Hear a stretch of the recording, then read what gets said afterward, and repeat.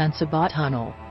Sensabaugh Tunnel is built in Tennessee in the 1920s as part of the road, and was named for the man that owned the land, Edward Sensabaugh.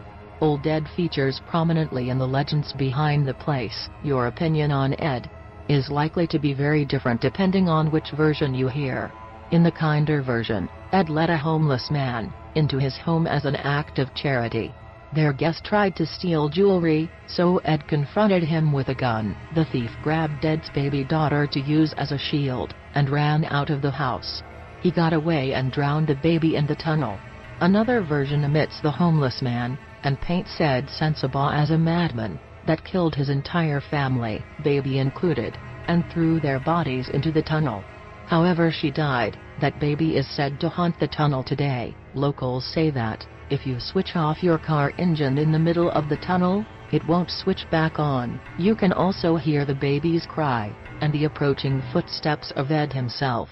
An investigation by the Southern States Paranormal Research Society concluded that ghostly activity is sadly lacking, but they suggest an even more fascinating explanation for the tunnel's reputation. Edward Sensabaugh lived into his old age, not dying until the 1950s. None of his children died as babies. By the time Ed grew old, vandals and hormonal teenagers had taken to using the tunnel for their respective fun. Ed wasn't happy about that fact. If you had your own tunnel, you'd probably not want teenagers ruining it either. Ed's weapon was an unusual talent for mimicking animal cries. He would hide at one end of the tunnel and fill it with an eerie shriek, scaring off anyone hiding inside.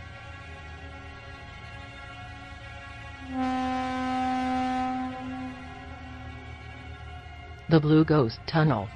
A paranormal investigator was trying to find the Screaming Tunnel but got lost.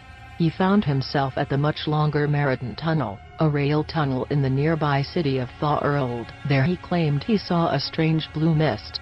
The tunnel's reputation soon surpassed its screamier cousin.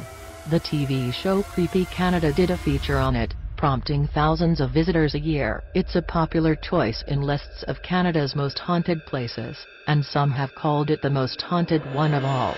The ghosts here are said to belong to two rail engineers that died when the steam locomotives they were operating collided in 1903. One of the men became mangled in the boiler and died at the scene. When rescuers tried to pull him free, his legs came off. The fireman of the other train fell into the flames and suffered burns on 90% of his body. He died hours later at a nearby hospital. As an added bonus for hauntitude, when the canal that runs above the tunnel was built, it flooded a nearby cemetery. The tunnel became so popular that authorities were forced to brick it up, and the tunnel may be structurally unsafe. Today, one of the paranormal groups that made it famous recommends avoiding it at night. You're more likely to be threatened by a drunken youth than a dead rail worker.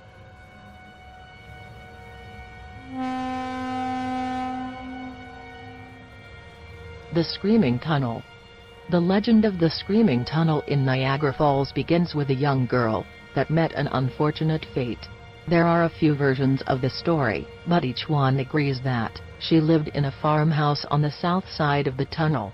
One night her house caught fire, and she fled the building with her clothes ablaze. She reaches the tunnel before she fell to the ground, and that is where she perished. Other tales say she was set on fire deliberately by her raging father, or that she was raped and burned in the tunnel to hide evidence. The legend says that if you stand in the center of the tunnel and light a match, the match will go out. You will then hear the screams of the dying girl.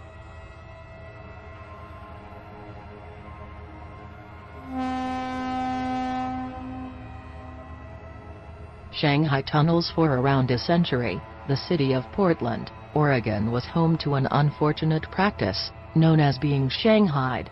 Men were kidnapped, locked up, and eventually forced to work on ships sailing to Asia. Women were kidnapped and sold for the same reasons they are today, to be forced to work as prostitutes. While there's no direct evidence, local legend says that the victims were transported and held in the underground tunnel system beneath Portland's Old Town.